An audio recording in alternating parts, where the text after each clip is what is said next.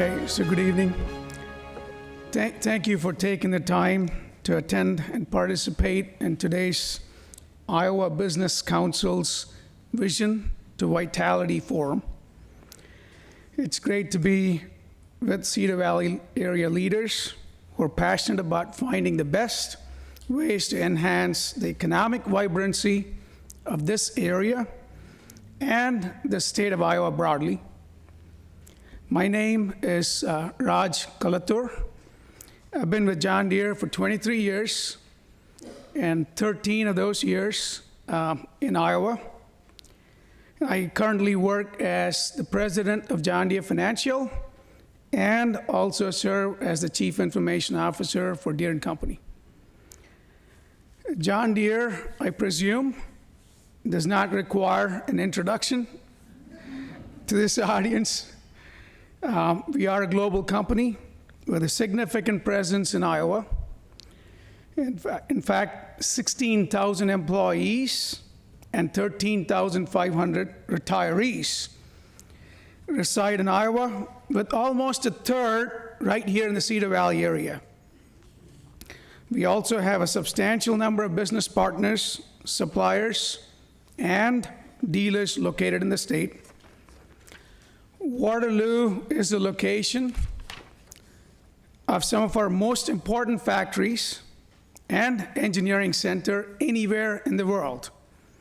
Our Waterloo Foundry, Waterloo Engine Works, Waterloo Drivetrain Operations, Waterloo Cab and Assembly Operations, Waterloo Tractor Works manufactures some of the finest products and that we produce.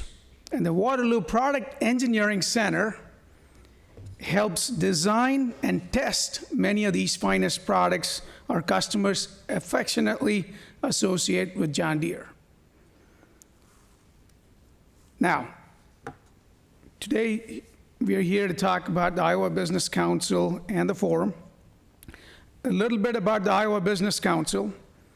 It was established at the height of the farm crisis in 1985 as a nonpartisan, nonprofit organization.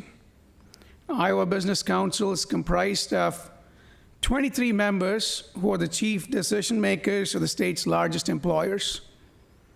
In addition to John Deere, companies like Casey's General Stores, Fairway, FBL Financial, Hy-Vee, Kent Corporation, Mercy One, Pella Corporation, Principal Financial, Ruan Transportation, Management Systems, Unity Point Health, and University of Iowa Healthcare, and several others like them make up the Iowa Business Council.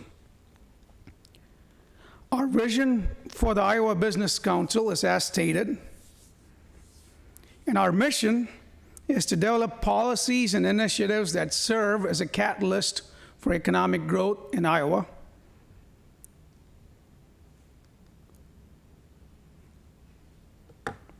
So IBC's main function is to provide thought leadership, research, and advocacy. On this slide, you will note that IBC members employ 150,000 Iowans and spend a considerable amount in research and development and also in capital investments. As for John Deere, I know that some of our largest investments have been made in facilities located right in this area. IBC members have a presence in every one of Iowa's 99 counties. The Vision to Vitality forums are held quarterly across the state and are candid discussions with IBC members and local community leaders about Iowa's economy and best practices for future growth. Today's forum will focus on paving the way for community vibrancy and growth, Cedar Valley's economic inclusion. The upcoming panel will address community-wide efforts to increase economic inclusion across the board. With that, the discussion today let me just add a couple more points. The discussion today will examine initiatives to increase work-based learning, opportunities to all students, as well as programs to increase diversity in the workforce to meet our local demands. We will conclude this forum with your active participation. This time, it's my pleasure to introduce Georgia Van Gundy, who has successfully served as our executive director for nearly 3 years. She has worked tirelessly to collaborate with policy and decision makers to develop and implement policies to improve Iowa's economic climate. Georgia will share the Iowa Business Council's latest competitive dashboard, which highlights areas where the state has grown, as well as where we need to improve. Georgia?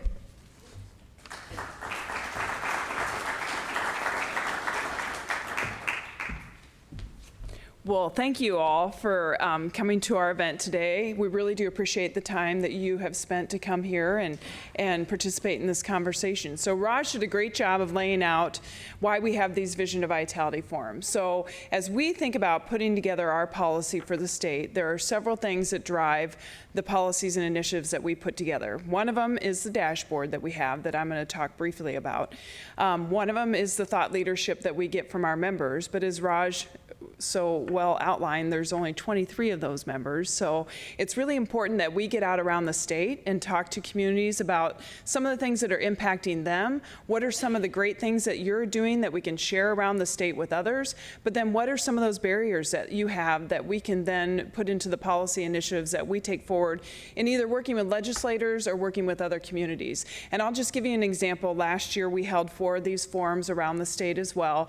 And in each one of the forums, as we talked about barriers to economic growth, one of the items that kept coming up was workforce housing. Now that was not necessarily always on our members' radar, but it really was in these communities. So we had the opportunity to then bring that back to our members, and as we put together our high-level initiatives and our policy initiatives for the session, that was one of the key things that we worked on with lawmakers to help pass some additional tax credits for housing. So it's a great example of how we took the feedback that we receive in the communities during these forums, and we integrated into the policy initiatives that we do going forward.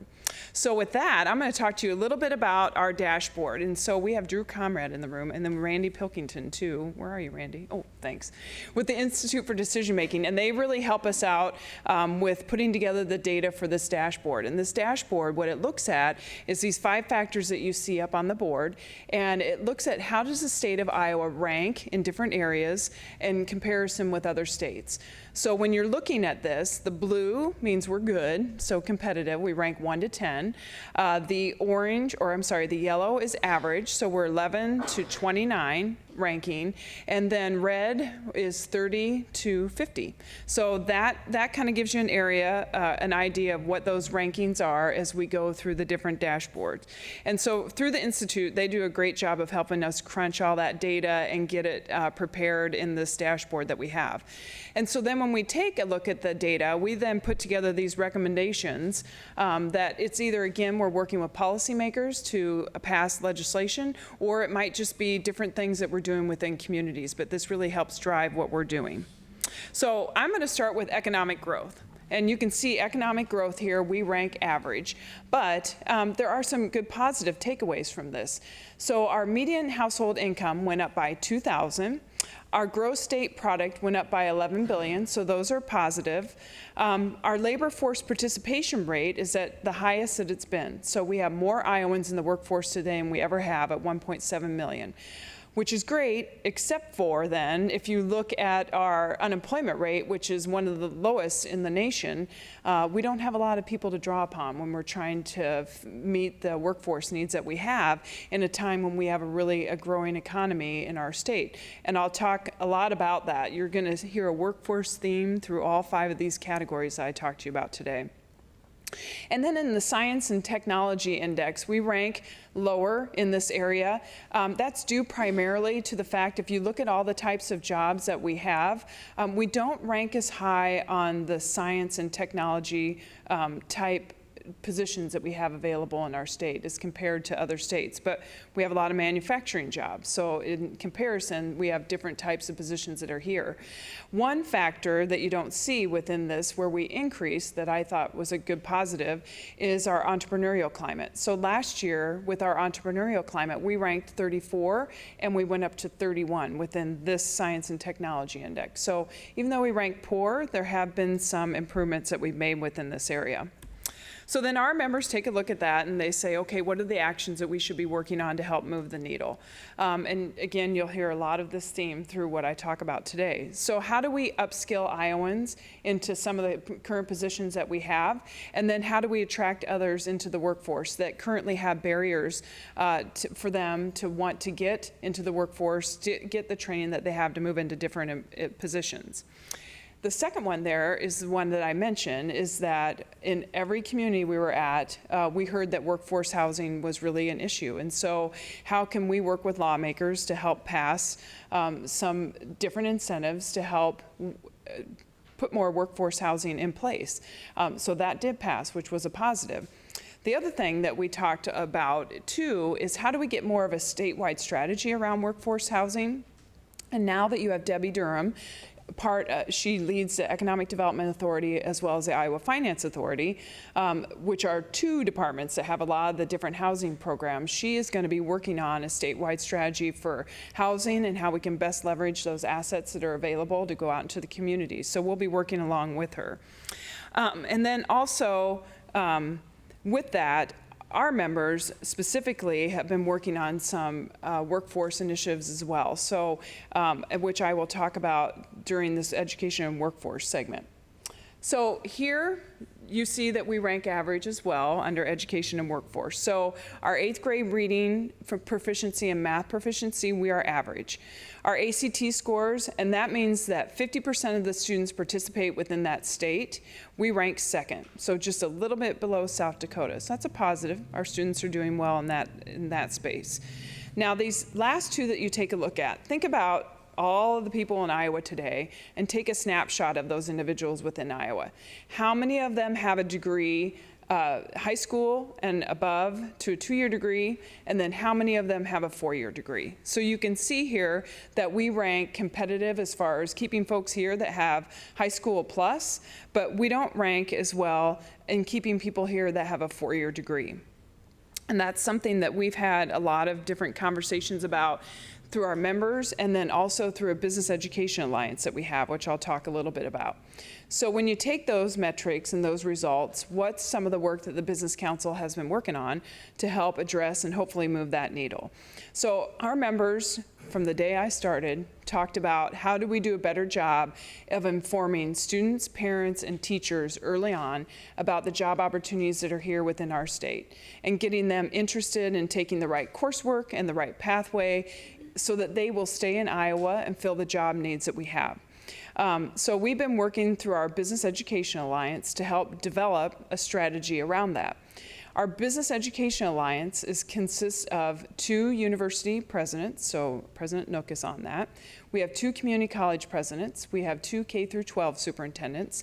And then we also have 1 private university president, as well as a number of our members, including Raj, that sit around the table and really talk education to business about what are some of the things that we need to be working on together to help meet our workforce needs in the state and help train the students that we have, and just having that better relationship amongst each other. So we're doing a lot of work with that group, and we've put together what we call a K-12 pathway to success. And we've been working with the Department of Education and others, and we'll be rolling that out. But it really is a pathway that is a collaborative effort between business and education and students, and really helping them, again, recognize what are those careers within our state, and how do we get them some of that hands-on work-based learning experience within those careers to make sure that's what they want to do, and maybe it's not what they want to do. And so they have an opportunity then at looking at different things and getting other hands-on experience. So just really an opportunity to introduce them to those careers within our state while they're before they graduate from high school.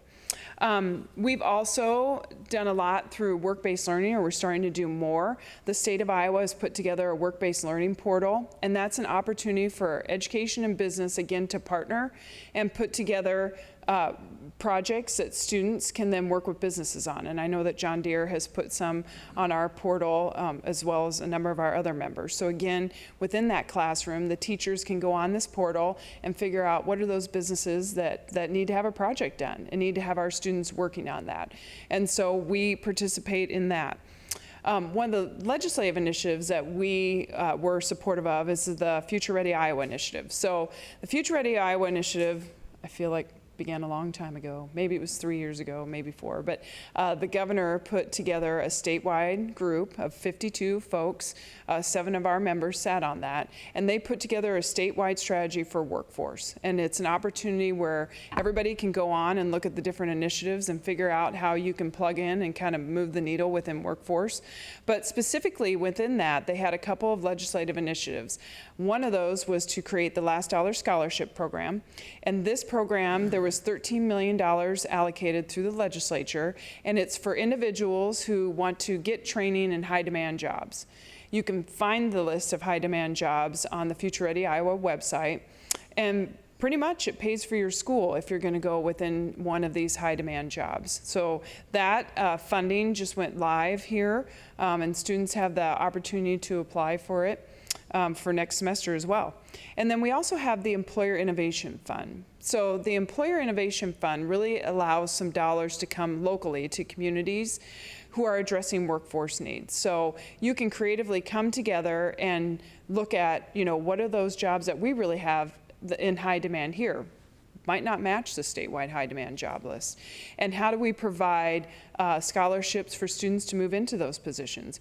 Or it could be that you've looked around your community and you notice that one reason why a lot of people aren't getting the training that they need to go into the positions that they have is because they don't have transportation to get to their training.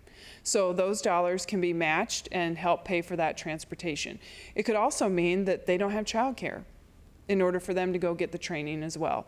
So these dollars, again, can help match local dollars to help provide that childcare. We're also working with members to be creative on different workforce needs. So truck drivers, we have a lot of members who need truck drivers.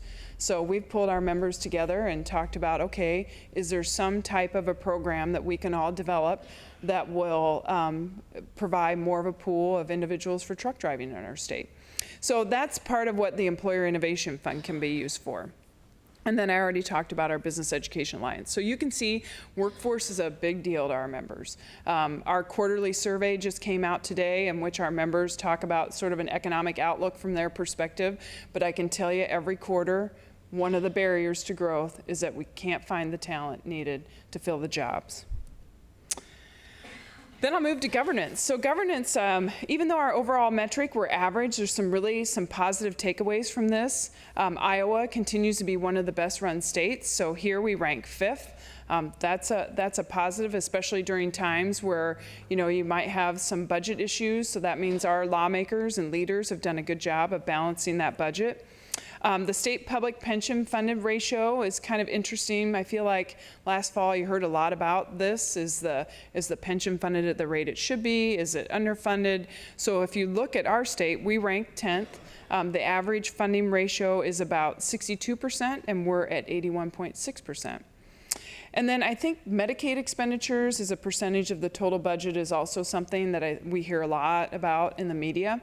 So while we rank average, we're 13th, so just a little under competitive in that space. And we're not growing at the rate that some other states are. So that is a positive. But why is it that we care about Medicaid expenditures as a percentage of our budget? So you've got a big pie that's our state budget, and it's close to $8 billion. It's probably a little less than that. And then within that pie, lawmakers always try to keep education whole if they can, and human services if they can, and different areas. So that pie starts to shrink if we don't want to impact some of those areas. And that doesn't leave a whole lot less to cover some of these other expenditures that we have. So it's important that we look at some of these other expenditures and then how that would impact other priorities that lawmakers and state leaders may have. And then at the end here, and any of you in economic development, this is nothing new to you. You know, we don't rank so great as far as our corporate and individual tax rate that we have here in the state. Now, one of the reasons is that we still do have federal deductibility. So that kind of artificially inflates the rate a little bit from a visual perspective, not from what they pay, but it still then makes sure that we rank pretty low on that ranking. Now, the legislature in 2018 did pass tax reform, so that was a positive. And this is a great example of where our members do not come into our door and at our table advocating for themselves. So Raj did a great job of talking about the fact that we look at policy and initiatives that are going to increase the economic vitality of our state and prosperity for Iowa and Iowans. So this legislation that passed had no benefit to C corporations in it. But our members knew it was important that we get something passed so that we look more competitive, especially in the individual income tax space, because we need to attract more people to our state and make sure that they stay here. The legislation that did pass, however, has economic triggers in it, so it'll be a while before it's implemented. In 2021, it will take away federal deductibility for C Corps, and then they just pay their effective rate. So not a tax break, it's just what the effective rate that they're paying. But then visually, it looks lower to site selectors outside of our state, so that's a positive.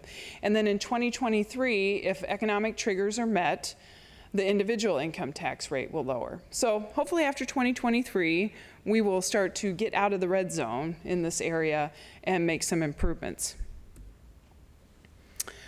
Under health and wellness, not doing as well as we have in the past, unfortunately. So we're average in this area, and it's funny, in every meeting, I kind of talk about this ahead of time with folks in the crowd, and I tell you, every Vision of Vitality meeting, we hear this, in which communities do not have enough active primary care physicians within their communities. And you can see that here in the ranking that we have. We rank 35th in this area. So how do we do a better job of attracting or retaining physicians within our state, especially out in our rural communities? We have more people that went into the obese category than we had in 2017, and a little bit more folks who are smoking in our state. But the good news is we all have good access to health care, which is the one that you see there toward the end, in which we're competitive in that space where we rank 5th. And then the Gallup Healthways Wellbeing Index, we're average, and our state rank is 21st. So for us at the Business Council, one of the things we try to not do is duplicate work that's already being done. So the state has a statewide Healthy State Initiative, and there's several things that they're doing to put in good eating habits for folks so that hopefully we see that obesity rate go down, talking about smoking cessation, other things. So we are supportive of the Healthy State Initiative and what they do so that we can hopefully impact those metrics that you have. And then our members talked a lot about too is taking more of an active role and fostering good environments within their workplace. Not just for active health, but actually this last time mental health came up with our members, and how do we create an atmosphere within our employers and where you work today so that you feel comfortable talking about mental health issues and that we have services that you can access for those issues as well. And then the last one, I love to end on a positive note, which it's not, but demographics and diversity. You know, we rank poor in this area, and we have for quite some time. Our total population overall, we rank 30th. We just have not seen a lot of population growth. We did have a fact that we used to talk about in which we were one of the only states that hadn't grown for a certain percentage over a period of time. Our ethnic diversity of population, we rank poor in this space as well. We're 45th. Our median age of population might surprise you a little bit, in which we're 38.3. And then our net overall migration continues to be poor as well, at 4,000 in 2018. So our members, you know, when you talk about workforce, so we only have so many people here that we can train for the positions that we have. So we need to do a better job of getting people to come here and retain them here. And I know we don't have mountains, and no, we don't have beaches, but there is a lot of great things that the state of Iowa does have and opportunities, and we really need to be talking about them. The Economic Development Authority right now has a media campaign out to attract people back to our state, hopefully. And the number one reason why people aren't choosing Iowa is they don't understand the different opportunities that we have here. So through the Business Council, we're putting together a campaign to really highlight the industries that are here within our state. We have a vibrant tech industry. We have a vibrant manufacturing industry. We have a vibrant financial services industry, and so on and so on. So we need to highlight that so that people understand that those are the careers that we have past biotech and agriculture, which are also great industries in our state as well. So we're working on that. But our members said, okay, we need to put a little extra effort into this work. So we convened a group of public and private stakeholders to really talk about what do we need to be doing to attract, retain, and diversify our population. So in about a month here, we're going to come out with a pretty bold goal that we're going to need all your help in achieving in increasing our population, and some strategies that we will be working on to help increase the population and diversify it. But we also know that there are a lot of communities that are already doing some great work out there, so we want to be able to tell your stories among other communities on the work that you're doing to increase our population. So in about a month, keep your ears open and you'll be hearing about that big goal, because we can't just do it alone. We're going to need help from other people in order to do that. So that's some of the stuff that we're working on at the Business Council, and then that gives you an example of the dashboard and the data that we work on as well. But this is the part where we get to hear from this community and some of the work that you guys are doing as well. So I'm going to ask the panel to come on up and take a seat here at our table, and we'll switch over to the panel. And you know, we had some great conversations with these folks ahead of time, just talking about, you know, how do you have good economic inclusion within your community? And you guys are doing some great work that I know that other communities can learn from as well. And then there are also some challenges that you have, and just kind of learning about what some of those challenges are and different things that you could be doing to address those challenges, and that we could take and funnel up and incorporate into our policies as well. So with that, I am going to have the panel introduce themselves. I suppose everybody knows who they are, but I'm still going to have you guys introduce yourselves, and then we'll get started. We'll start with you, Mayor Hart. All right, I am Quentin Hart, and I knew when we walked up here I should have become first so I can sit all the way down on the end and go last. But welcome and thank you for all being here. And thank you as well for continuing the conversation across the state and our local community as well. Yep. I presume these are on? They Yep. are. I'm Cary, Darrah with Grow Cedar Valley, and I too want to echo the mayor's thanks for hosting here, and John Deere for being one of our hosts as well. So thank you. Yep.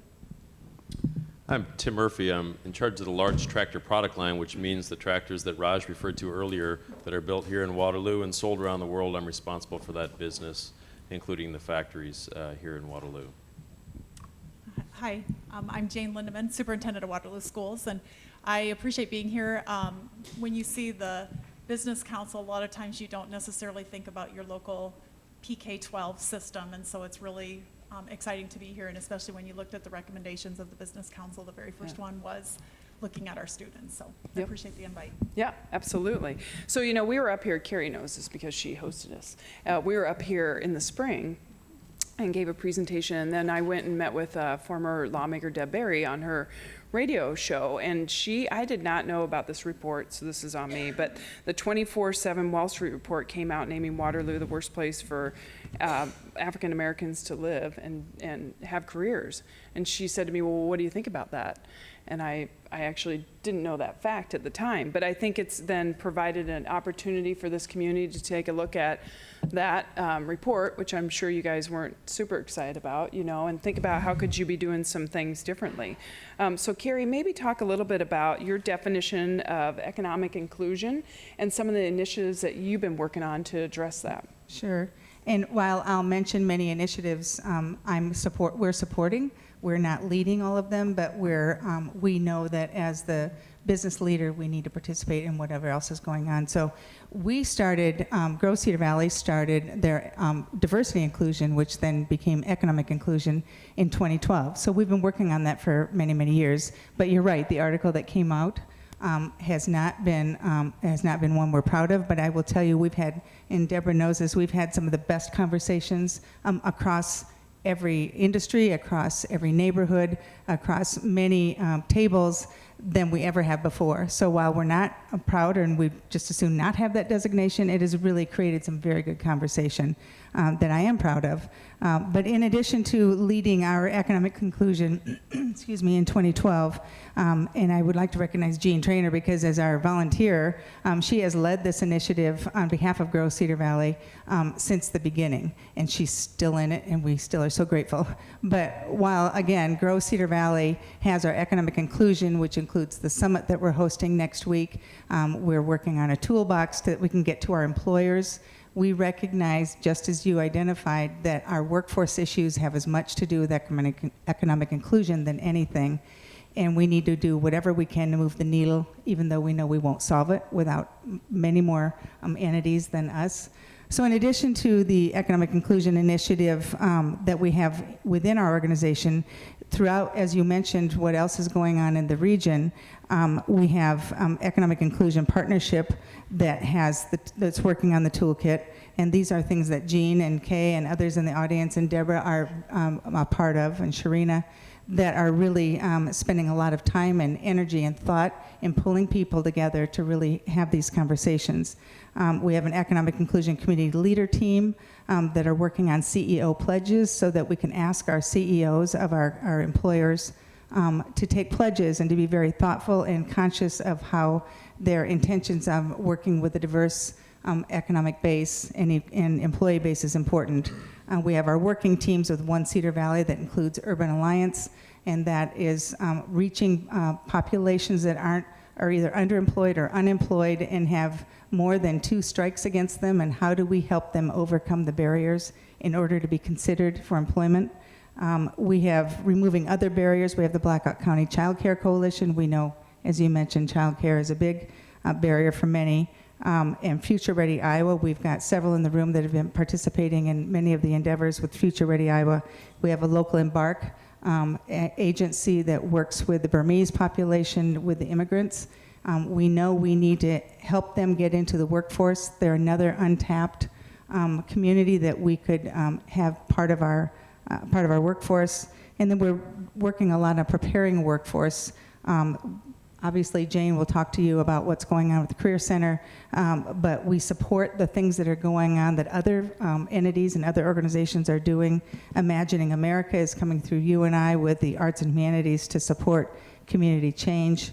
Government advocacy, the mayors and the council have been working on Ban the Box and removing that question on employee applications so that employers will consider their qualifications rather than their past incarceration if they happen to be. Our organization prefers that it be handled on a statewide basis, so I've been working with our local legislators starting that conversation, but Waterloo likely will move forward, and we will do everything we can to make sure the information, correct information, is getting to our employers so that they're comfortable with this new regulation. So there are many other things going on. The Blackhawk County Health Department has begun a community and cultural mapping session that the mayor and many other people in the room have been part of. But so to get back to your question, there are a lot of initiatives going on. We lead some, we support all of them, but we don't own them all. Yeah, very good. Sure. So I talked a little bit about our Business Education Alliance that we have and the importance of really getting to students early in K through 12 to helping them understand, those career opportunities that are here within our state. And Jane, I know in this region that you guys have done a nice job of connecting students with those different opportunities and then also increasing the graduation rate. So maybe talk about how, because I know that business, and we hear this in communities, doesn't always necessarily know how to connect with the school district. So maybe talk about the relationships that you're building through the Career Center with the school district and business to help provide some of these opportunities to students. Yeah, absolutely. Well, first I'll just talk just a teeny bit. I look out in the audience. I was trying to survey how many people are not intimately involved or aware of what's happening at the Career Center. And I just see just a few faces, but for the most part, I think people know. So in 2012, we decided that we needed to do better for our students. We had, our graduation rate was low, and we knew that we just needed to engage students. So we decided to bring to our students the opportunity to explore careers while they are still in high school. So it has a long story to it, but we tried to pass a bond vote in February of 2016, which did not pass. But we heard overwhelmingly from our community that they really wanted us to bring this type of opportunity for our students. So we went ahead and we worked forward. We just changed the pace up a little bit and changed the scale, and we brought programs to our students early on, as early as a sophomore year, where they can go to a career center. We started with a couple programs. We added a few more the next year, and this fall we launched enough to bring us to 14. We do have a plan to bring about 5 more in the space that we're currently using, and then we'll be probably tapped out on space. But what happens is students can travel to the career center for a portion of their day, and then they return back to their high school for some of their core classes. So while they're at the career center, they take part in these very, very hands-on, engaging, career launching classes, and they range in a variety of areas. Technology classes, health classes, a lot in the trades, business classes, culinary arts, hospitality. So students can do that. So what we found, now here's the part about the businesses, students can get high school credit, they can get college credit, and then they can start doing some of their certifications that really get them down that road. The beauty of the Career Center for us, before I talk about businesses, the beauty is that students can actually start exploring that right now. We find that kids just don't know what's out there. Really, when you ask a student early on, what do you want to be, they typically will tell you something that their mom or their dad or their aunt or their uncle are doing. That's really the extent of what they know. And so we want to have kids experience a variety of things, try out things. The idea originally was that students could take classes, come as early as their sophomore year, and then come back their junior year, take additional classes in their senior year, and then they could do internships right in the businesses here in the Cedar Valley. What we found is that is happening a lot, but what's also happening is students try out something and they get in depth in a course, and then they say, gosh, I don't know that I really want to do that. So they'll back out of that program and they'll try something else. We consider that a win just as much as a student who actually digs into something and goes, 2, 4, 6 semesters. So where do businesses come in? They make sure that we get this right. First of all, every instructor out at the Career Center has come from industry, so they have experiences. So if you are teaching in advanced manufacturing, you were in advanced manufacturing. If you're in the nursing program, you were a nurse. If you're in the graphic design, you worked in the graphic design program. So we get that business connection just because our instructors have been there. But some of our instructors have been out of the field for a while, so in order to make sure that they can stay fresh and that our students get access to businesses, we've started bringing on business sponsors. And so our very first sponsor, as most people can guess, was John Deere. And then we started signing Allen Hospital or Unity Point.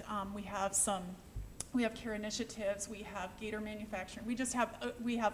Right now we have 17, actually Jeff is here, how many, 20, 18 official, and we have about 10 more businesses that we're ready to sign because businesses are seeing that this is truly mutually beneficial to them. So they get a crack at our kids, they get to know our kids, they get to shape up their lives from the very beginning, and what our students get out of this is really true career experiences. They get a jump start on their classes, they get some of that done, and so businesses will offer internships to our kids, they will check over our curriculum, they will do job shadows, they will come and be career speakers for us. So there's a variety of ways that a business, we actually have a checklist when we sign what we call an official sponsor. We actually sign a checklist. They go through and say, here's the things that we can do for you, and then we list what can we do for them to make sure that they get access to our students. Gets kids started really early on. Besides the fact that we have about 3,000 high school students in Waterloo, we're drawing already from 3 other districts outside of Waterloo. We have about 60 students right now from Cedar Falls. We have kids from Dyke New Hartford, we have kids from Hudson, and we have a lot of other people coming or having the conversation about that. So it's just, if you build it, they will come. And we actually have an open house. I'll put in one little plug before I pass the mic. On October 10th, we are doing our launching. We did a $17 million renovation of this building to make sure that it simulated industry so that when students go in, it's a building that they're proud of, but when they're in there, they feel like they are at work. And they get an experience of what that looks like. So on October 10th at 3:45 or 3:30 to 5:30, you can come and see the center, and the kids will be there. They will be very active. You can engage with them. You can ask them what they're learning. One of our nursing students might even take your blood pressure for you if you'd like. And you can work alongside a CNC machine with our students because they really are our future. So we're really excited. Enrollment is growing, and I could go on and on about all the amazing things, but that's how we're getting going. And Jane, I appreciate the fact that you talked about internships and how critical that is. And our members, just to give an example, back in we're in 19, so the end of 2018, they said, you know what, we're going to pledge 30,000 internships, externships, and apprenticeships between now and 2025, which is the Future Ready Iowa goal. And if you don't know what the Future Ready Iowa goal is, it's that 70% of Iowans have some type of training and education past high school by 2025. So our members, to your point, said, you know, it's important that we step up and we provide those opportunities for students to have internships, but also on externships so that teachers have the ability to go into our businesses and really learn about what's going on and can take that back and help their students learn from that. But it's kind of funny, we did that pledge, and then some of them, they were like, now, what's an externship again that we need to be working on? And so, you know, it is difficult sometimes to get the businesses to engage, to understand what they should be doing, to be participating and partnering with the school district. So Tim, maybe tell us about, I mean, I know a lot of great stuff that Deere does in this space, and David Ottavanelli works with us on our BEA work group, but talk a little bit about, from an employer's perspective, you know, why you decided to allow and provide some of these opportunities for students and how you engage with the school district. Sure. So thanks for the opportunity. And referencing that article that said that Waterloo area was the worst place in America for Black people. And actually, I couldn't reiterate more how A, disappointing, but B, kind of engaging and hopefully focusing that can make our efforts. And I think that the timing of this is actually great because of that.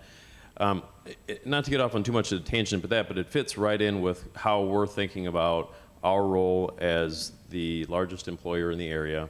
And we'll get to the students in a second, but we've been here for over 100 years, and we're not here in spite of, but because of all of the people that work here.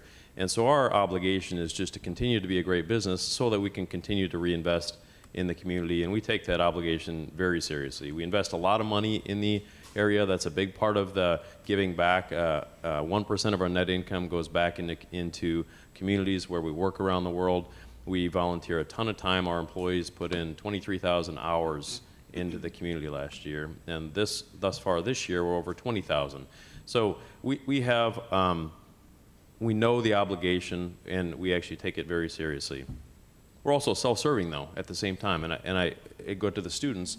When our population is well prepared to come to work, when our students graduating from the local high schools and colleges have skills that can be put to work in John Deere, we win. And the 100 years happened because that's been happening for decades and decades, and we are doubling down on that. Last summer, we had 116 interns in the Waterloo operations. On an ongoing basis, today, if you went to the offices around Waterloo that Raj was talking about, we have 125 students that are working part-time while they're going to school.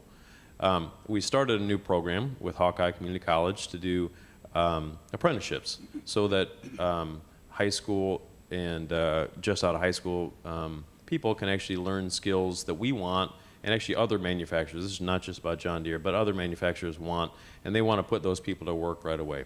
We talked earlier about the absence of available workforce. Over the last couple of years, we've actually had to hire contractors from out of state and bring them in and put them up in hotels just to get the work done that we needed to get done to keep our business. So this is mission critical to us. And I'm going to circle back to the article again and talk about how that fits in, because our unemployment rate is very low, as we talked about, but there's a part of our population, whether it was because of prior legal problems or because of not having a clear path through high school, they just kind of get to the end of the programming, i.e. 12th grade, and then they're just not lost. And we have an opportunity there, and we want, and our employees are very, very engaged and super passionate about trying to go work on that part of the population. We also, just like all the other employers around the state, are super eager to get migration into the state, because once we get the problem solved with the people that aren't getting engaged, we'll need more people on top of that. So we're working on all that. Mayor Hart and a colleague of mine and I met just a little while ago to talk about how do we focus John Deere's resources. And it's money, for sure, it's money, but we have 5,500 employees in the area that by and large are at the ready, just wanting to know, how do I go make a difference here? And so we're working on some program to try to take advantage of the things that you're already hearing and put our employees to work behind those. We don't need to recreate the wheel. We're not going to. There's amazing programs in the community that we're going to try and double down on. And then the last thing I'll say is that, like any good strategy, you can't do everything. You can't be everything to everyone. And so we have to focus. In our area of thinking, actually, I'm really glad what you shared relative to the metrics is that we think about it in the way a place to live and a place to learn and a place to earn. Mm-hmm. If you don't have a place, a sound place to live, to rest your head every night, the chances of being good at the other two are zero. If you don't go through the education and get the skills to continue skill building, you're going to be at a disadvantage you'll never get to. And then finally, it has to pay off. You have to have a job. And so we're working on all three of those things, partnering with the existing organizations that are in the community, and we just can't wait to help take advantage of what looks like a really, really not great report and situation, as some of the metrics showed, and turn it into a really productive positive. That's great. Thank you very much. And then, Mayor Hart, I know that the City of Waterloo, you guys are working on some initiatives on economic inclusion as well. So maybe talk a little bit about that to this group. I think I probably want to say ditto to what Cary just said. I was thinking that. She had a pretty detailed list of what's taking place in here. But I was probably, when I first started, what year was that, 2015, 16? The City of Waterloo and Des Moines were on that list with the 24/7 Wall Street. And I think Waterloo was 10. I think Des Moines was a little bit lower down on the list. And so after a couple years, we not being on the list, and then in 2018, finding out we're number one, that was a blow for me. And it was a blow for a lot of the leadership here. It was an eye-opening situation. And I guess I guess there's no debating on the list about worst places and all those things, because people see it differently from their perspective. But the fact that the data and the disparity existed validated what some people knew in this community, and also what others needed to know about what was taking place within our two cities. And it also shined a spotlight outside the community, where the entire world was looking at that report. And so we began meeting a couple years ago, Des Moines and Waterloo, to figure out, what can we do, what's wrong. And so the focus was on employment and unemployment, and the roundtable discussions. The governor was here maybe about a year and a half ago to hear from some of the community members, like, what's going on? Why do you believe that it hasn't been so much economic inclusion with you being able to own a business or to work? And one of the things that we found out was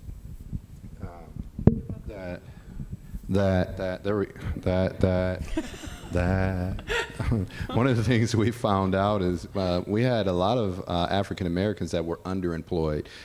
People around here with master's degrees and still not able to be able to participate and get a job and open up businesses and do those things. That's why with Cary and the Chamber and with a group of colleagues and Jean focusing on the disparities in the job market, is it microaggressions? Is it, unintended biasness when it comes to hiring practices? And it's been great to see them take a lead, to reach out, to talk to businesses and try to bridge that gap for employment for all people within the community. But I'll say one of the things that has been absolutely amazing to me is, for years you had one group saying one thing, you had another group saying nothing, and people would walk away from each other. But what I've seen this past year and a half, couple years, our people are running to meet the challenge versus running away from them. And so as a mayor, yes, challenged with the report, but I've been proud to see people from all sectors of this community stand up to try to support, and meeting with Tim coming in, normally when someone comes to the office, it's about what can you do for them. But he immediately came in with his colleague and said, what can we do to make a difference? How can we partner? What are some areas of needs you have?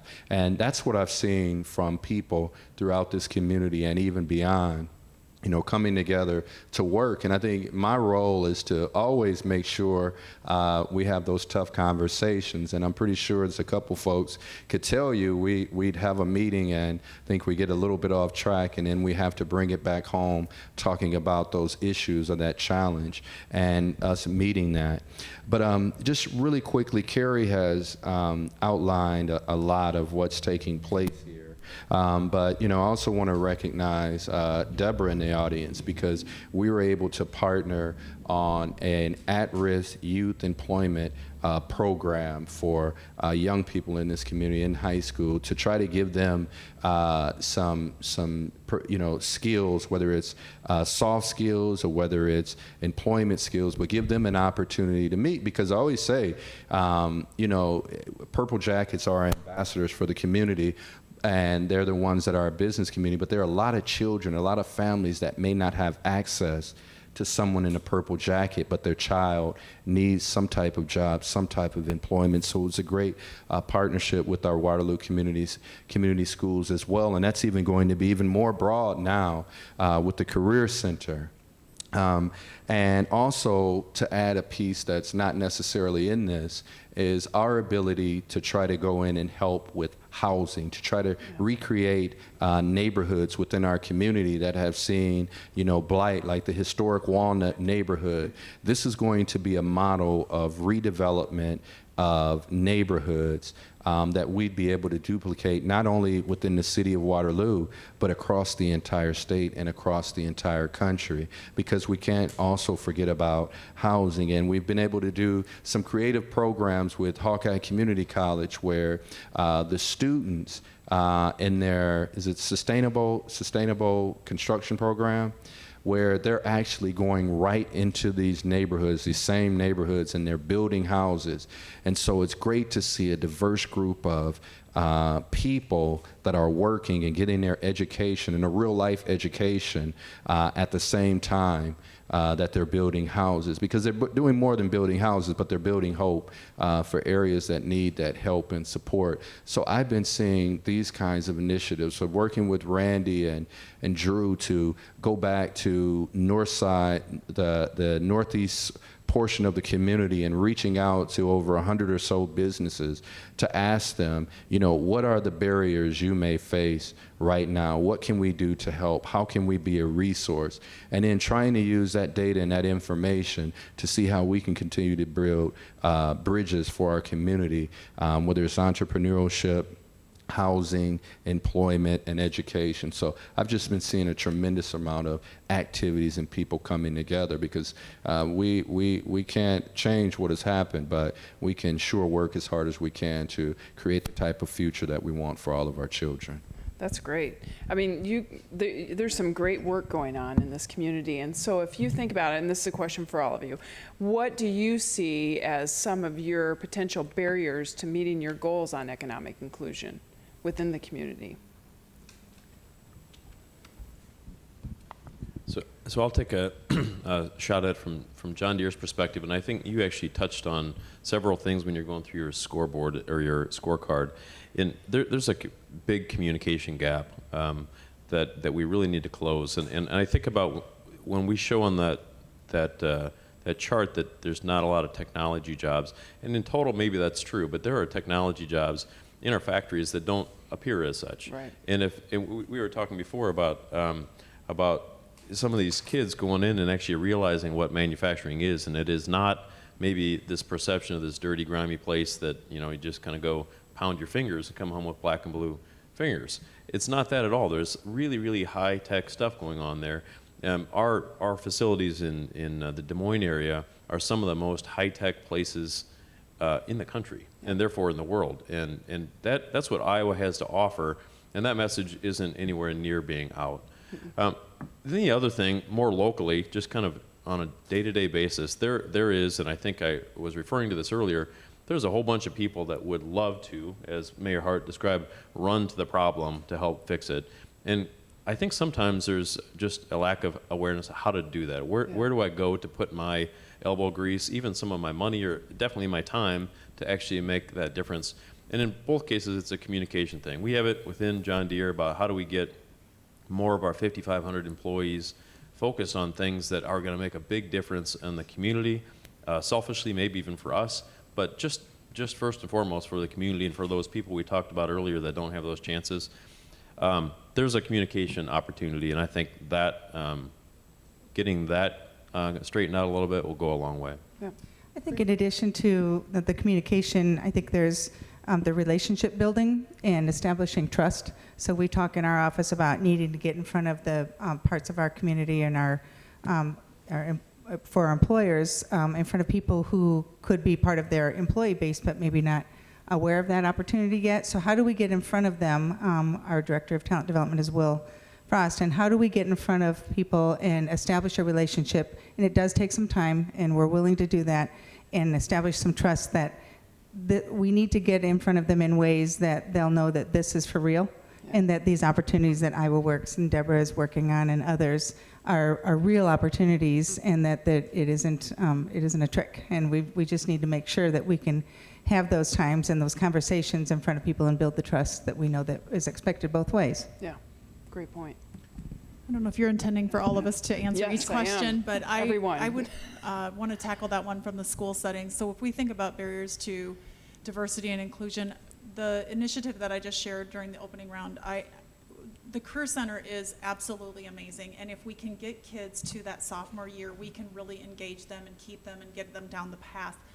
But one of our barriers right now is we have to backmap that way earlier than a sophomore, because we lose some really valuable interest and motivation from kids long before they get to high school. That backmapping, we've done some things, and I could go on and tell you some of the things that we've done to tackle that. We've got some exploratory programs that we've completely revamped with the help of a Schoitz grant, so that students can try out some really great exploratory programs when they're in 6th grade and 7th grade and 8th grade. But honestly, some of that even happens sooner than that. They become disengaged. The law says that they can't drop out until they're 16, but some of them mentally drop out long before they even get to 16. And so that barrier is there. And then I think one of our other barriers is that we do not have a very diverse staff. There was just an article, I think, that came out either yesterday or I'm not exactly sure, talking about some of the barriers that we have to getting a diverse staff. But we have about 53% minority students of color. And our teaching staff is about 8% minority. And so not that students of color can't learn from a white teacher, but we have to diversify, because it adds to that fact that I just said we lose kids emotionally, engagement-wise, long before they get to that sophomore year. If we can keep them to that time, we do actually do pretty well with the Career Center. Right now at the Career Center, I believe we're not quite half students of color at the Career Center from our enrollment. We're about 40+%, which is good. So it's drawing a pretty diverse population. But again, we've already lost some kids even as a freshman. We've had kids who have dropped out, as a freshman, and they never even get to that chance to get there. So that's probably our biggest. It's what keeps me up at night. Yeah. I think one of my favorite quotes is, "You can't solve today's problem with the same mindset that has created them." So that's why we need to really understand as a local community that diversity is one of the greatest strengths that we can possibly have.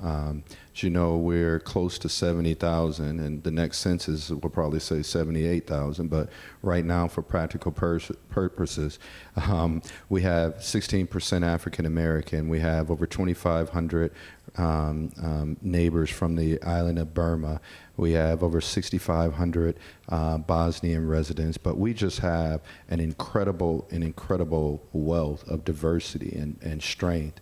And so it's great to hear Cary, the chamber, and everyone saying that diversity, there's a strength and there's a great business case for diversity within our local companies, within our local schools, within our local organizations. So we need to continue to tap into that. We need to continue to self-analyze ourselves. And I know you may be talking about some physical things we can do, but we need to, as a community, continue to analyze ourselves and the way that we approach these things. We also need to understand that we're all in this together, whether it's Waterloo or Cedar Falls, we're in this together, and that we need to change. But we also need resources, and some of those resources may extend to some of the support from the Business Council and from economic development portions, from state, federal, local grants as well. I know you just can't throw money at a problem, but you can throw money towards opportunities that we may have locally. And we need partners all across this country to be able to support us in those efforts. You know, one of the things we're doing right now, the city of Waterloo has 3 opportunity zones, right? And when you take a look at opportunity zones across the entire country, within that, how many minority developers do we have across the state that are tapping into that opportunity? And we're fortunate here to have a gentleman that wants to be here and build, but you know, how are we able to come and support? Because just from him doing this business, that's 80 to 100 jobs that they'll be able to place directly into our local community, to be able to employ people, to be able to give good wages and great opportunities for communities that are struggling. So we just need to continue to work together and build and support one another, and we need resources. Maybe mention what an opportunity zone is. Now I know, but oh my maybe gosh. not everybody does. So opportunity zones, I think it was Designated by the state. 2017, this federal legislation which takes a look at particular places within our cities, and you have to meet, the median income has to be low, unemployment rates have to be high, high in those areas, and so it's like if you have some capital gains, you can take that from outside to invest in projects in those local areas. And they're designated sites. I think Iowa has 62, maybe? Yep. 62, there's probably 3,900 or so across the country. And they're great opportunities or vehicles to be able to transform communities that are dispersed and that need a lot of help and support. And our downtown has 2 of them, and over in the Walnut area, in that corridor, that's another opportunity zone as well. So it's the infusion of outside capital gains to be able to help transform and create jobs and to lift up those communities. Yep, perfect. Thank you. Well, as we stated in talking about this event, we want to open it up to the public now, just to get your thoughts, maybe any questions that you have of the panelists or any comments that you have on our presentation that we provided, and just want to hear from you, or just any thoughts that you want to share with us that we can take back and think about when we're putting together our policies. See, I like the brave first people. That's awesome. My name is Abu Timbo. The question is for Tim Murphy. Tim, I put in 32 and a half years at John Deere. So now you're working for me. You know how, right? My retirement, my Social Security, and my Medicare. Thank you. The question I have is, you hire folks, they're coming through one door. What do you do to make sure you retain them so they don't go through the other door? What policies do you have? Well, first of all, thank you for 32 years, and I'm working hard for your retirement. I'll wake up tomorrow with you in mind. That would be my #1 priority. So we actually, I spend a lot of time actually thinking about and maybe even worrying about retention, to your point. And actually there's some interesting data that we found out, specifically with respect to people of color and black men very specifically, in that our retention rate has not been as high as it has been for the rest of the population. And what we found is actually, there are 2, actually there's more than 2, but there are 2, I would say, really important elements that actually can actually predict whether or not someone will stay. And one of those, interestingly, is engagement with the community. People will go into a community, and if they just feel like they're going to work, and unfortunately right now, John Deere does not have the same mix that Mayor Hart described in the population of Waterloo inside of our payroll. And therefore, you look around and you don't see all the same people, your people, whoever your people are. So if someone doesn't speak English as a first language, they want to feel connected to people that don't speak English as a first language. The point is, if they actually connect with the community, that's a big determinant as to whether or not they're going to stay with John Deere. And so one of the things that we're really promoting is our employee resource groups. We just started a new one, for example, a military employee resource group. And when you get connected to that, those groups universally always go find places in the community to connect within the community. So that's one thing. And the other one is much the same of the communication story that we've got. If people don't see a future, if they don't see a way to progress from where they're at into a brighter future, they're going to leave. And so from the shop floor to the fancy offices, one of our jobs is, and we're spending a lot of time working on this, is to try to show you can get from here to a place higher in the organization if you want to get there. I think it's 2 years ago now, we took out a really archaic rule that was in John Deere that kind of treated the employment of someone on the shop floor differently than in the salary workforce, and that when they applied for a job in the salary workforce, it was kind of like they were applying from outside the company, which if you're not in John Deere, that sounds like preposterous, but that's the way it was for a long time. That's gone.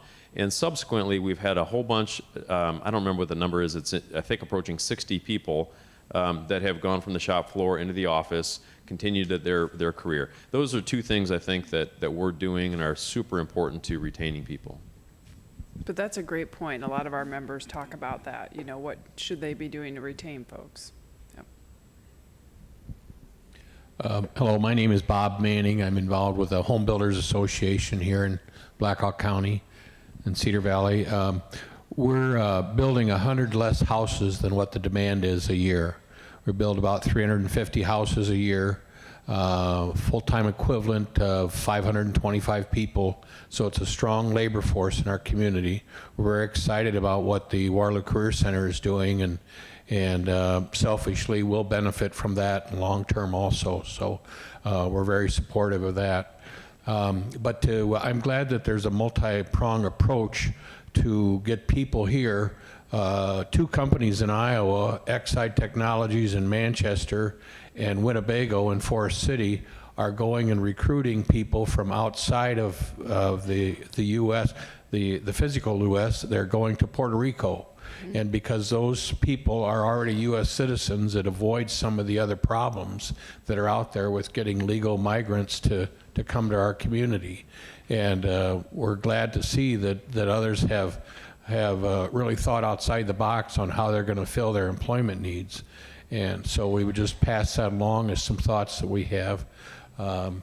We need to concentrate, our group does, and certainly within the state we have to concentrate on the moderate housing and the area, because that's very quickly in demand. There's one person building houses in the moderate price range, and he's building as many as he can, and he's at the point where he's going to slow down before long, and but he'll keep doing 6 or 8 or 10 houses, and that's helpful, but the need is much greater than that. And so my point is, I'm glad that there's a two-pronged approach to this, and we're looking at doing some of that also, bringing people from outside of the 48 states, so to speak, that can come to Iowa.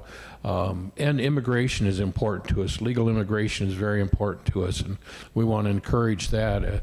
If we've been stagnant as a state, without the beaches and the mountains, as you say, we love it here, but we have to get more people to buy in and love it the way that we do.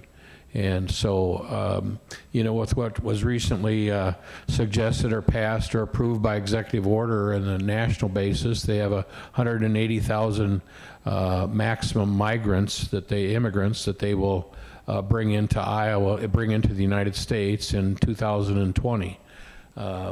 And on just our proportionate share would be somewhere around 3,600 people. And that would be great if they're families and bring families or start families here or whatever, but 3,600 people, we have a much more of a job demand than that. And so, one of the things that we joke in our organization is we say, well, everybody should have 3 kids. That'd solve the problem. These 2-kid families aren't doing enough of it. Well, that I would enjoy seeing a politician promote that or how they'd go about doing that. But so having an approach where it's teaching and educating our young people and showing them the opportunities is great, and then also looking elsewhere to bring in new people to Iowa. When a group from Puerto Rico landed in Dubuque last January, they said one of the reasons they're coming to Iowa is to experience a change in climates, and it was 18 below when they got off the plane in Dubuque that day, and so they're truly experiencing that. But after 3 or 4 months, they went back to Puerto Rico and now have brought their families to Manchester, the case we're most familiar with. And so they intend to be long-term people there. Exide Technologies has gone twice to Puerto Rico now because it's been so successful. And so that's the kind of things that I see you doing, and glad to see the individual companies actually going outside the box themselves to hire people. Bob, I thought you were going to tell us that you want the politicians to say we need to have more babies. I'd be curious from the home building perspective. One of the things that we've heard is you just can't get developers to go out in more rural communities to help provide more housing. What are those challenges that you all face, and how do you encourage that development? Well, each contractor themselves has to decide what's more profitable for them. I mean, we're a very bottom line orientated group, and so if you're building the larger houses, sometimes there's more esteem than profit in those. That's a very competitive market, but we've not been, we're so ingrained to just build in our closest areas and some infill lots and some on the perimeters of town that we haven't been as aggressive as that. I mean, there's a beautiful piece of property in South Waterloo, and to the best of my knowledge, that fellow's just not moving forth with it. We had worked with him for a period of time and worked for him, and he just got cold feet, and so we're trying to get him to parcel off something and sell a little parcel to someone else, and those would be great starter or mid-range houses.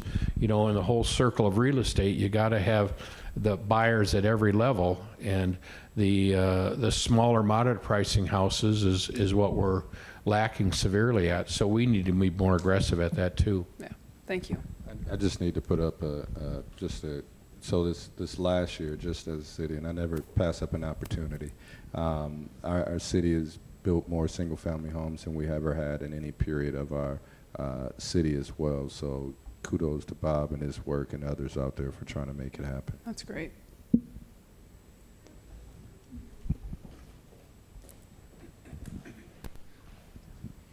So I'm not really sure who this fits with. I don't think it really relies with anyone on the panel, but I think more so to the moderator yourself. So I think things that have been raised and talked about is not exclusive to Waterloo, Cedar Falls, and that these are trends that transcend all across Iowa. What is one untapped resource or program or relationship that you think most communities could benefit from that we miss out on because we don't know about? Nope, that's good. That's a good question.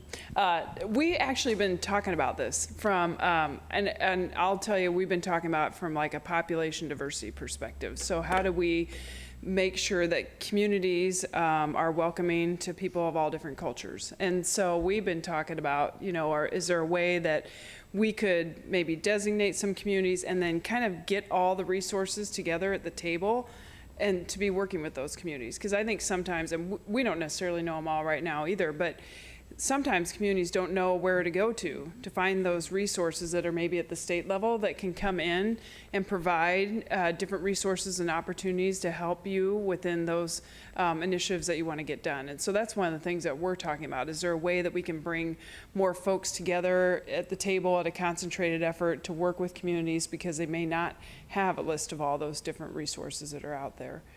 I just think there's a lot going on within the state in different communities that they're already doing. And so, and I talked about one of these goals that we have is to try to share some of those best practices. And I just think being able to learn, it's not necessarily programs that are at the state level to take advantage of, but how can you reach out and learn from other communities and just know what they're struggling with and how they've approached it as well. And I'm sure you guys do a lot of that anyway. But that's one of the things that there's a lot of good that's going on, but just reaching out. And then also you all talked about it on this panel. It's just starting to have those conversations. I think oftentimes communities don't come together and sometimes they're difficult conversations like you've talked about. Those conversations that get that ball moving, that get communities thinking differently outside their box. Like you said, you can't solve tomorrow's problems with what you're doing today, and you can't. And so it's getting people to think more creatively about how they can solve those problems. It's really not necessarily financial things, but just coming together. But good question. Yeah. Any other comments or feedback? Yes.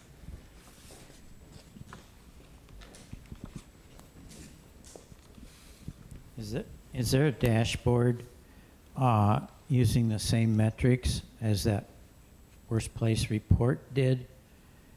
Are we tracking those very same metrics to see how we're doing year to year? The 24/7 data that was used for that article? Yeah, we don't track it with our dashboard. Is that what you're asking, or locally are they tracking that? Yeah. The census data. Yeah. It's data Data that was drawn from the census, and it was it 2012 data? I mean, it's not current, we know that, and so we're looking forward to new numbers when they come in, but I don't know that we take those apart and specifically track them, but we are waiting for new data to be able to assess it more critically. And so with the article, the data set was 2012 to 2016, and I believe that's 2015 calendar year. So they use that data to create an analysis over what the predictors they believe would be in those certain areas. We had gone back and taken a look at the unemployment rate, and I don't know, I probably saw about 3 or 4 different numbers. One of them I was really happy about, but we saw about 3 or 4 different numbers. So we've been trying to get oranges to oranges and apples to apples, and find out what those numbers are. Some of the data in there were. So let me put the disclaimer. The challenges are real, period. There's a divide. But some of the data sets, like some of them were like state numbers, like you look at the sentencing report, and that's an overall state number versus a local. But to say that we don't have local challenges that have an impact overall on the state, we can't say that. So some were local, and a lot of them were predictors about what they believe would be happening in the future based upon those numbers. I think you make a great point in that the challenges are real, because I think oftentimes people can dispute any data that you're looking at, which tends to maybe discredit the conversations that you need to have. So I think that's a great point to make. Anybody else? Yes. Hello, my name is Kimberly Velez. I am the president of the Society of Women Engineers in this chapter. One of the concerns for our group is quality and affordable childcare so that we can return to work quickly and without concern for our children. So I think I mentioned that the Blackhawk County Child Care Coalition was formed, and they came together based on data, not necessarily this article, but other data from surveys that we'd taken about what barriers there were to employees, for employees to get either upskilled or to get into employment at all. I know Kay is very much a part of that, and Sharina, and there are others in the room that are part of that Blackhawk County Child Care Coalition.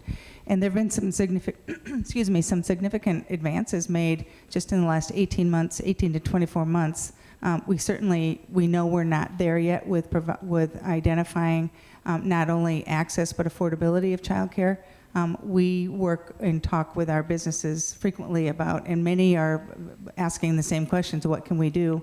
So any resource, any additional conversation that you could help us with, we'd appreciate that. And there are some that are moving forward with some plans, but we would welcome any additional information. I can tell you that from the Business Council's perspective, one of the things that we took a look at is that child care cliff effect. So for individuals that take a pay increase, and it can be a very small pay increase, that they lose significant child care benefits, so they're not willing to take that pay increase, and our goal is to increase income of Iowans. So how do we look at creating a system that's more of a sliding scale so that when they take that pay increase, they don't lose so much significant incentives on the daycare side so that they can keep their kids in daycare and increase their income. And I would also tell you, lawmakers talk a lot about this issue. There are a lot of lawmakers who don't have child care providers in their area at all. So how do we do a better job of maybe increasing reimbursement rates so that those child care providers can stay in the communities in which they need to be in? But there's a lot of conversation around this with lawmakers. I know the governor's office, I think the Chamber Alliance, didn't you guys just talk about it at your strategic session? And it's really raising to the top of a lot of people's lists on needing to have that child care. Again, go back to that little fact that I talked about. We have more people in the state of Iowa working than ever before, 1.7 million people. So that's a lot of two-parent families that are in the workforce. So we need to find ways to have child care so that they can be in the workforce. So great point. I'm glad you brought up the cliff effect, because that really has been top of mind about, and we have several lawmakers in the room, so that's good. And we've talked to them before, so it doesn't mean that they're not aware of it, but we do need to keep that really current information and current conversation, because we don't want to incentivize people to not work. Right. And that's And exactly what that does. Yep. Any other feedback? Okay, I'm gonna have one. Last question. Yes. First question, last question. Joe's coming right behind you. He's coming up behind you. Really, it's not a question. It's just some information. You say you're looking for people from out of state. I have a partial solution. When my dad died in 1986, 46 kids survived him. So if you want some workers, talk to me.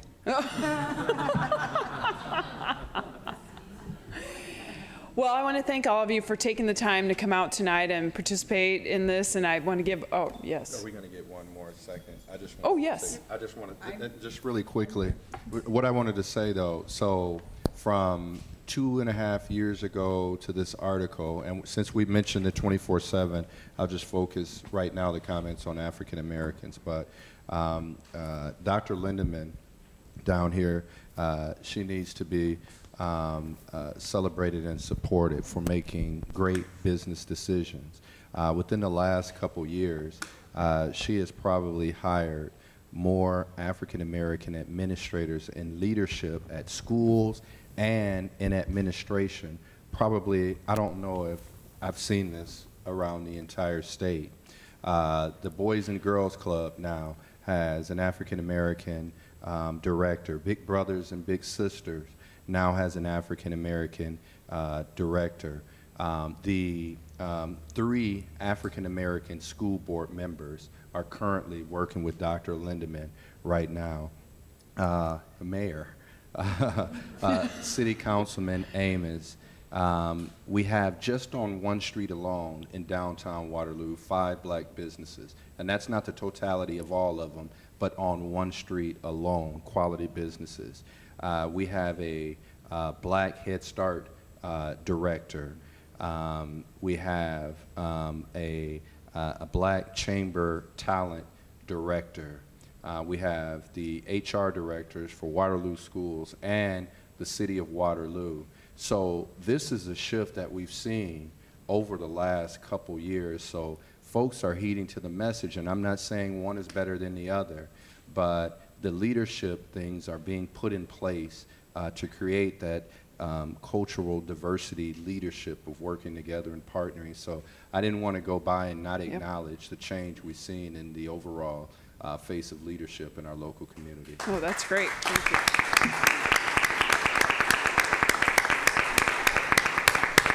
So with that, I'll give our panelists one more round of applause for being here tonight. I appreciate it. And thank you to all of you for participating as well. We do put a feedback loop on our website, so if you did not have the opportunity to share some of your thoughts tonight and you don't like sharing in front of a crowd, you can go on our website and provide us any feedback and thoughts that you might have as well. So again, thanks for taking the time to come out tonight and providing your feedback and participating in this event. Have a great night. Yes.